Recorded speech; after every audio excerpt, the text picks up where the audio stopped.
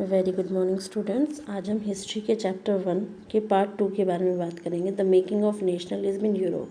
हमने नेशनलिज्म के बारे में पढ़ा है, नेशन स्टेट्स के बारे में पढ़ा है, फ्रेंच की कंडीशन पढ़ी है, फ्रांस की कंडीशन, फ्रेंच रेवोल्यूशन के बारे में पढ़ा है। अब हम बात करते हैं यूरोप में कंडीशन कैसी थी। आज जैसे हम जानते हैं यूरोप जो है कंट्रीज़ में डिवाइडेड है, लेकिन मिड 18th सेंचुरी में ऐसा नहीं था। वहाँ पर कोई भी नेशन स्टेट्स नहीं था। इट मीन्स कि वहाँ पर क्या था कि जो लोग रह रहे थे आसपास में, जो लोग थे अलग अलग एरियाज़ में, उनमें ना तो कोई कॉमन लैंग्वेज थी, ना उनकी कोई कॉमन आइडेंटिटी, ना कोई कॉमन हिस्ट्री और ना ही कोई common culture. It means there was a diversity. वहाँ पर क्या थी, डाइवर्सिटी थी, जिसमें कि लोग एक साथ इकट्ठे रह रहे थे। Germany, Italy and Switzerland, these were all divided into kingdoms, duchies and cantons, जिनके अपने ऑटोनॉमस रूलर्स थे। जैसे हम बात करते हैं, एक एग्जांपल ले रहे हैं, बुक में है आपकी हैब्सबर्ग एम्पायर, जो कि आपका किसका कौन शासक था वहाँ पर, ऑस्ट्रिया हंगरी। तो इस एम्पायर में क्या था कि पीपल जो थे फ्रेंच भी बोलते थे, इटालियन भी बोलते थे और जर्मन भी बोलते थे। क्लियर, कुछ लोग फ्रेंच बोल रहे हैं, कुछ इटालियन और कुछ जर्मन। तो यहाँ पे क्या था, इस तरीके से डाइवर्सिटी थी। ईस्टर्न और सेंट्रल यूरोप जो थे वो कैसी थी, वहाँ पर ऑटोक्रेटिक मोनार्ची थी।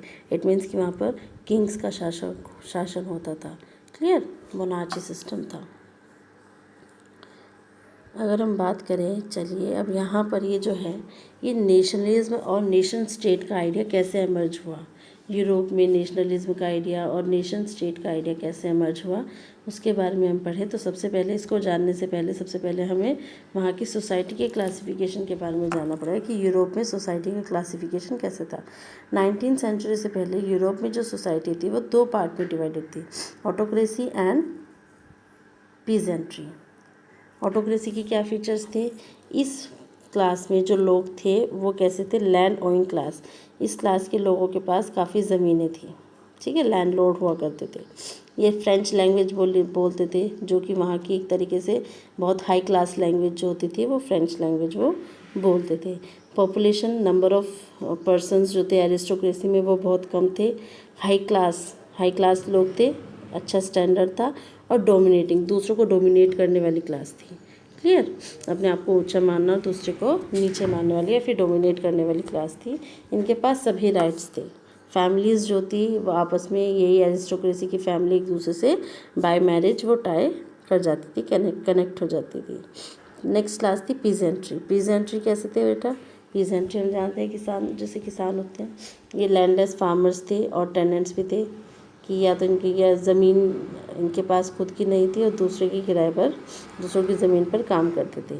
इनका जो नंबर ऑफ़ पॉपुलेशन था वो बहुत ज़्यादा था, ह्यूज पॉपुलेशन।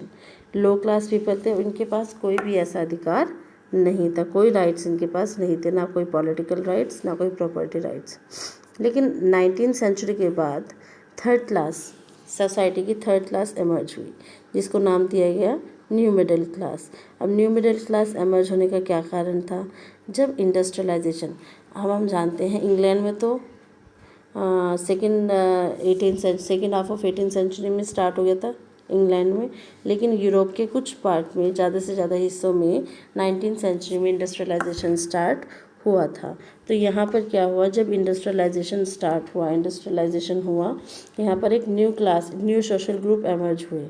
वो कैसे थे, वो एजुकेटेड पॉपुलेशन थे, वो वर्किंग क्लास पॉपुलेशन थे।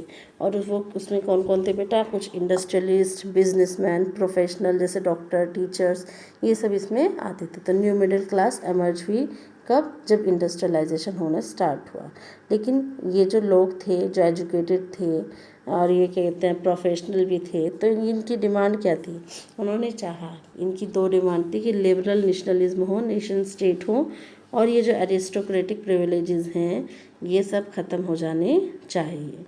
अब लिबरल नेशनलिज्म जो इन्होंने चाहा, इसका मतलब क्या है, what did liberal nationalism stands for. Liberalism का मतलब जो है वो होता है लिबरल, फ्रीडम। ये जो लिबरलिज्म टर्म है ये डिराइव हुआ है Latin word Libre meaning free.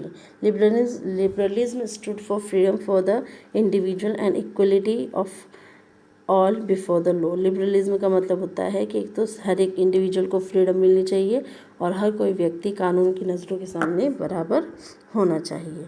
इन्होंने किस पे इनका मेन फोकस था कि जो गवर्नमेंट होनी चाहिए वो ऐसी नहीं कि कोई भी जो जिसकी इच्छा चाहे वो हम पर क्या करे, शासन करे, ऐसा नहीं है।